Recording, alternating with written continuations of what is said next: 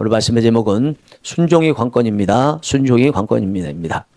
신명기 12장부터 26장까지가 신명기 법전이라고 말씀을 드렸습니다. 모세가 이 마지막 고별 설교 차원에서 이야기를 한 것인데 오늘 본문의 말씀은 이 신명기 법전의 마지막 부분이고 그 중에서도 지금까지 모든 내용에 대한 결론을 내리는 내용이라고 볼 수가 있습니다. 모세는 앞으로 이스라엘 백성들이 가나안 땅에 들어가게 되면 이런 사람이 될 것이라고 이야기하는데 19절 말씀에 그런즉 여호와께서 너를 그 지으신 모든 민족 위에 뛰어나게 하사 찬송과 명예와 영광을 삼으시고 그가 말씀하신 대로 너를 내 하나님 여호와의 성민이 되게 하시리라. 하나님은 이들이 모든 민족 위에 뛰어나게 하신다고 말씀합니다. 그리고 그들을 하나님의 찬송과 명예와 영광으로 삼으시고 하나님께 영광을 돌리게 할 것이라고 말씀하시고 하나님께서는 이들을 보배롭고 거룩한 택하신 백성이 되도록 하시겠다고 하십니다. 이것은 이들의 조상이었던 아브라함 때 이미 약속으로 주어진 말씀이고요. 그리고 이들의 실제적인 나라의 조상이었던 야곱에게 주셨던 말씀이고 이들이 애굽에서 나와서 광야길을 걷는 지난 40년 동안 하나님께서 하셨던 말씀이었습니다. 하나님은 이렇게 이스라엘 백성들이 가나안 땅에 들어가면 모든 민족 위에 뛰어난 백성이 되도록 하시겠다고 약속을 하십니다.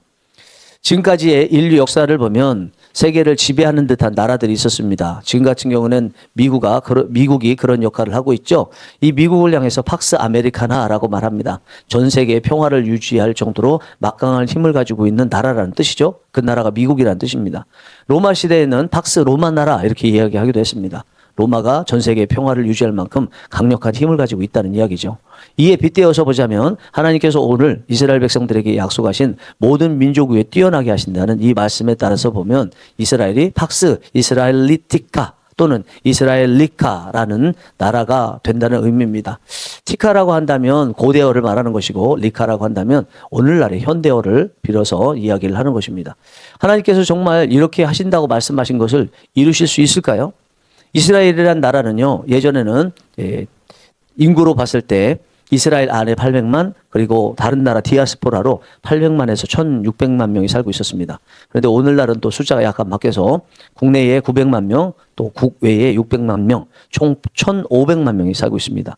이렇게 적은 인구의 나라 그리고 땅덩어리 봤을 때 우리나라 경상남북도를 합한 정도의 나라인 이 작은 나라가 전 세계를 쥐락펴락할 수 있는 평화를 유지할 수 있는 그런 나라가 될 수 있겠습니까? 꿈도 못 꿀 일이죠.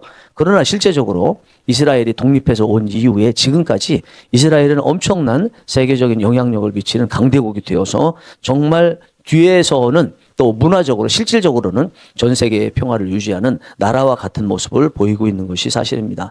이것은 하나님께서 오늘 주신 약속을 지켜오고 계시기 때문이죠. 이스라엘이 항상 하나님을 경외하고 하나님께 온전했던 것은 아닙니다. 하나님을 멀리하고 심지어 떠나기도 했습니다. 그러나 하나님은 그때마다 이스라엘이 돌아올 수 있도록 그들에게 채찍을 가하시거나 그들을 의로해 주셨습니다. 그러면 그들이 돌아와서 하나님을 의뢰하고 그러면 하나님께서 그때마다 팍스 이스라엘리티카 또는 이스라엘리카의 그런 역할을 할 수 있도록 그 직위를 회복시켜 주셨습니다. 이 약속은 동일한 성민인 예수님을 믿는 우리 그리스도인들에게도 주신 말씀이죠. 베드로 사도는 베드로전서 2장 9절에서 너희는 택하신 족속이요 왕 같은 제사장들이요 거룩한 나라요 그의 소유된 백성이라고 말을 했습니다. 여기서 너희는이라고 하는데 이 너희는 예수 그리스도를 믿는 그리스도인 우리를 말하는 것입니다. 바울도 로마서 8장 17절에서 자녀이면 또한 상속자 곧 하나님의 상속자요 그리스도와 함께한 공동 상속자이니 우리가 그와 함께 영광을 받기 위하여 고난도 함께 받아야 할 것이니라 라고 했습니다. 우리 그리스도인들 그로 인해 하나님의 자녀가 된 우리는 우리가 이런 존재라는 것을 제대로 알고요. 그리고 그것에 대한 확신을 가지고 살아야 될 것이라고 생각합니다. 때로는 샤넬백이라는 명품백을 들고 있는 그 불신자 앞에서 우리는 시장에서 산 별 볼 일 없어 보이는 가방을 들고 있을 수 있습니다. 그렇다고 해서 우리가 저들보다 낫거나 우리가 모든 민족 위에 뛰어난 그런 사람이 아니라는 의미는 아닙니다. 그런 가운데서도 우리는 여전히 모든 민족 위에 뛰어난 사람이라는 것을 기억을 해야 됩니다. 우리만이 천국에 가고요. 예수님께서 재림하신 이후에 천년 왕국이 생길 때 예수님 보좌 옆에서 우리만이 세상을 다스릴 수 있는 권한이 있다는 것을 잊지 말아야 될 것이라고 생각합니다. 그렇다면 이와 같이 모든 민족에 의해 뛰어나게 되는 이것은 저절로 이루어질까요? 아니죠. 이것은 약속인데 하나님과 우리와의 쌍방 약속입니다. 17절, 18절 보시겠습니다. 네가 오늘 여호와를 네 하나님으로 인정하고 또 그 도를 행하고 그의 규례와 명령과 법도를 지키며 그의 소리를 들으리라 확언하였고 여호와께서도 네게 말씀하신 대로 오늘 너를 그의 보배로운 백성이 되게 하시고 그의 모든 명령을 지키라 확언하셨느니라. 여기 보니까 너희도 네가 확언하였고 여호와께서도 확언하셨느니라 이렇게 말씀하고 있습니다. 이것은 이 계약이 하나님과 이스라엘 사이에 상호 쌍방 계약이라는 거죠. 동의하에 사인해서 이루어진 계약이라는 것입니다. 이제 상호 사인하면서 계약을 맺었기 때문에 이 일이 실제적으로 일어나기 위해서는요, 실행을 해야 됩니다. 하나님은 언제나 말씀하신 것을 실행하시는 신실하신 하나님이신 것을 감안하면 이제 이 일이 실제적으로 일어나느냐 일어나지 않느냐는 이스라엘에게 달려있다는 것을 알 수 있습니다. 이스라엘이 관건이다라는 것입니다.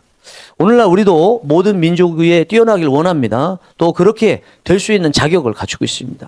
이제 남은 것은 이것이 현실이 될 수 있도록 계약서에 사인한 대로 하나님을 하나님을 인정하고 하나님의 말씀을 준행하려고 노력하고 하나님의 말씀을 들을지어다 듣는다 확언하는 그런 일이 있어야 됩니다. 말씀하면서 이렇게 약속하신 한 대로 하나님의 백성이 되고 또 하나님의 말씀에 순종하고 하나님의 말씀을 듣기를 이렇게 힘쓰는 이 일은요 결코 쉬운 일이 아닙니다. 그래도 약속은 지키라고 있기 때문에 우리는 그 약속을 지켜야 됩니다. 이 약속을 지키는 것 외에는 우리가 모든 민족 위에 뛰어난 그런 사람이 될 수 있는 방법은 없습니다. 한 손에는 우리 하나만 가질 수 있습니다. 다른 것도 갖고 하나님도 갖고 그럴 수는 없습니다. 하나님을 선택해서 붙드느냐 아니면 다른 것을 붙드느냐 이것을 우리는 선택해야 됩니다. 그 선택하는 가운데서 당장만 보지 말고 하나님께서 보여주신 미래를 보면서 하나님이 가리킨 그 미래 그것을 보면서 하나님을 붙들어야 할 것입니다.